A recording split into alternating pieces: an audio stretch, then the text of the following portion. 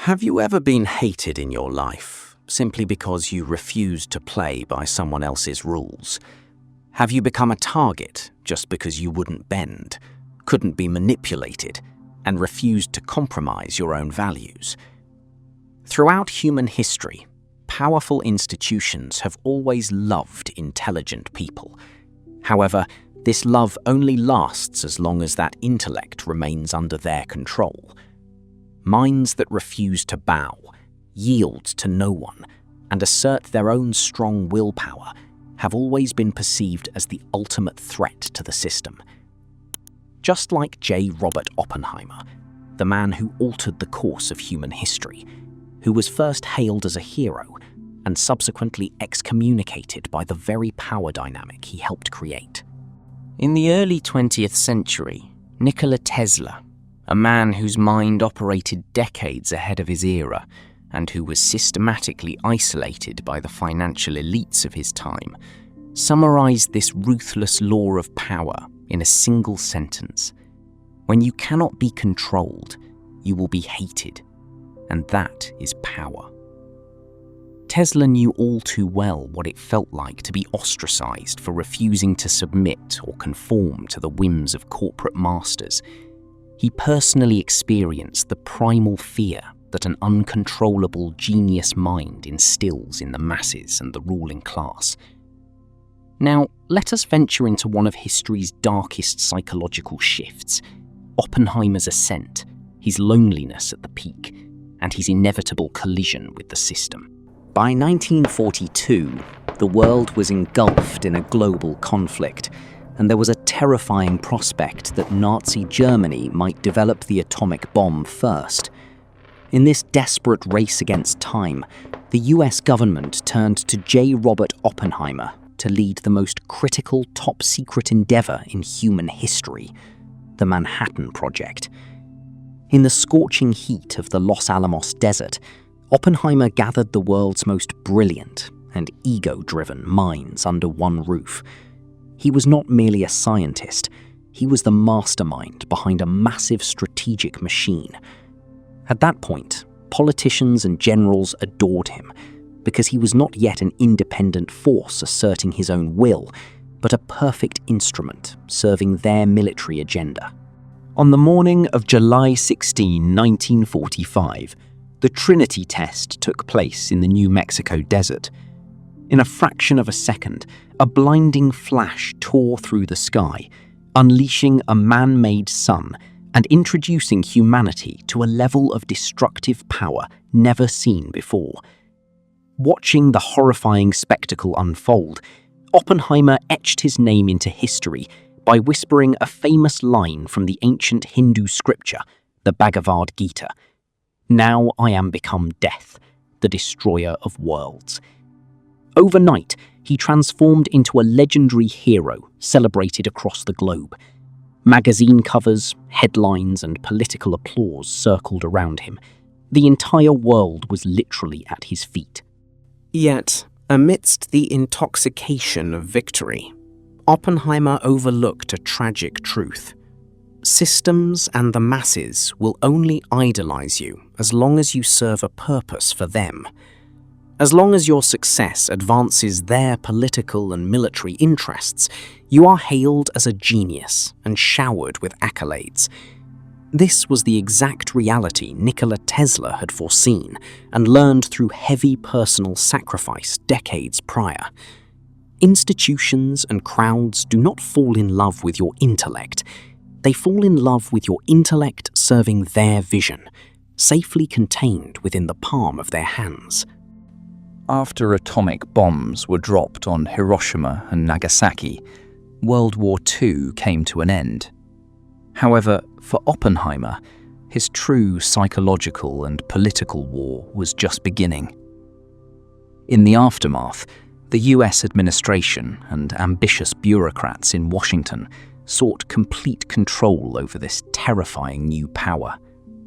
They demanded that Oppenheimer not stop, but push even further, to develop the hydrogen bomb, a weapon capable of wiping out humanity in a matter of seconds. This was the precise turning point that reshaped the course of history and sealed Oppenheimer's fate. Oppenheimer drew a line. This decision was not merely an attack of conscience, but a definitive boundary drawn by a scientist against an overreaching system. No, he asserted. This weapon no longer represents nuclear deterrence. It means the total annihilation of the human race, and I will not be complicit in it. He refused to let his intellect become a toy for the boundless power appetites of generals and politicians. With that single no, standing firm in his own sovereignty, his image as the system's patriotic hero evaporated in an instant. The moment power brokers realize they can no longer control, direct, or dictate a leader or a genius, an instinctive fear takes root. To those in command, an unmanageable force is far more dangerous than an external enemy, because that fear rapidly mutates into destructive hatred. Oppenheimer was no longer a compliant scientist to be commanded. He was an unruly threat, throwing a wrench into the gears of the state machine. Tesla's famous law was unfolding in real time. Hatred is not a sign of your weakness or failure, but proof of your uncontainable power. The system immediately moved to neutralize Oppenheimer. The very people who had bowed to him yesterday, lining up to shake his hand, began a campaign to discredit him, branding him a security risk and even a communist agent. Ambitious figures like Louis Strauss, chairman of the Atomic Energy Commission, weaponized Oppenheimer's past, old relationships and left-leaning friends to dismantle him. The objective was not merely to remove him from the project, but to utterly crush him mentally in the court of public opinion. The 1954 security hearings were not a fair trial. They were an orchestrated public execution of an individual by an institution. For weeks, Oppenheimer was interrogated and humiliated in small, windowless rooms, in an irregular process where even his lawyers were denied access to classified evidence. His private life, his wife's past, and his most intimate correspondence were leaked to the press and the panel. Yet, despite the immense military and political pressure mounting against him, Oppenheimer maintained his poise. He recognized that his accusers were merely projecting their own deep-seated fears. Does this scenario sound familiar from another page of history? Nikola Tesla faced a nearly identical wall when he presented his wireless energy and free electricity project to J.P. Morgan. The moment Tesla declared his desire to provide energy to all of humanity without charge, proving he could not be bound by corporate monopoly, his funding was cut overnight, his laboratories were restricted, and he was left to rot in isolation. Powerful structures always punish an intellect they cannot buy or integrate into their existing framework, with isolation, character assassination, and poverty. How did Oppenheimer respond to this systematic character assassination? He did not beg. He did not run to the press crying, nor did he lower himself to the level of the politicians smearing him. He chose a profound, dignified silence.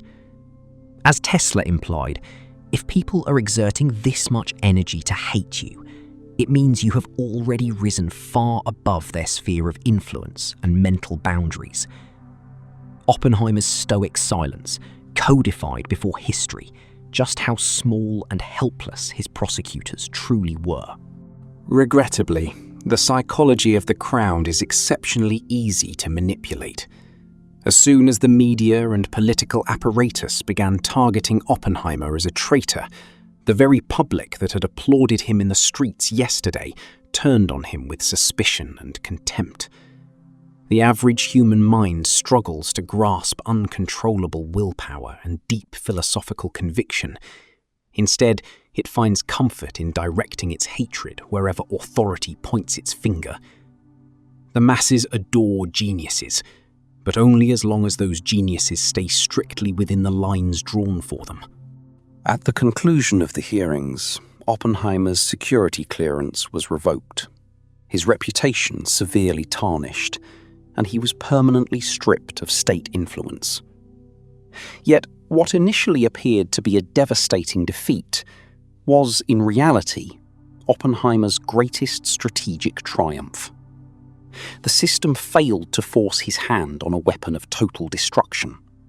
It failed to break his moral boundaries or conquer his independence. The absolute pinnacle of power a human being can attain in this life is the luxury to say, "I am not for sale, and you cannot control me." Nikola Tesla was right when he passed away penniless and alone in a New York hotel room, just as Oppenheimer was right when he retreated to his home in Princeton, stripped of his official prestige.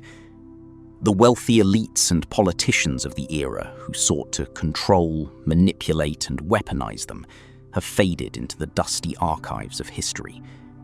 But Tesla and Oppenheimer, through their unyielding will, carved their names into the permanent memory of civilization.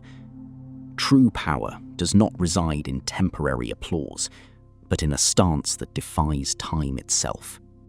The philosophy of power and the trajectory of history teach us a brutal lesson. If you are loved by everyone in your life, if you are applauded in every room you enter, chances are high that you are conforming entirely to what others expect of you. Being agreeable and submissive might make you liked and harmless, but it will never make you powerful or respected. Real power is not about avoiding conflict. It is about standing firm in the dead center of that conflict for the sake of your own truths. Possessing an independent mind and an unbroken will comes at a heavy cost. When you build your own game and refuse to play a background extra in someone else's script, you will invite hatred and backlash from those around you. However, remember this: that hatred is not a metric of your failure. On the contrary, it is the most tangible proof that you have drawn your own borders, refused to submit to external control, and begun building your own sphere of absolute authority. This brings us to the core concept of our channel, the paradox of power. Power is not about manipulating people or gathering a mindless crowd around yourself. Power is knowing you can face the entire world, the entire system, and the established order if necessary, while preserving your unshakable composure. Oppenheimer did not become a true figure of power when he detonated the atomic bomb. He became one when he looked kings and generals in the eye and said no. Now, in the light of these historical and philosophical truths, it is time to turn the mirror onto ourselves. Reflect on your own life. How many times have you compromised your core values just to keep others comfortable, to fit into a group, or to be liked? How many times have you allowed others to control you and make decisions on your behalf, simply out of fear of being hated or isolated? Tesla and Oppenheimer prove to us that the moment you accept being controlled, you forfeit the leadership of your own life. And finally, I pose this critical question to the audience of the paradox of power. For the rest of your life, will you choose to live a suppressed existence under the control of others, just to be liked and accepted? Or will you step up and become the absolute master of your own will, your own decisions, and your own power, even at the cost of being hated? Make your choice. Share your thoughts in the comments below, and let's discuss.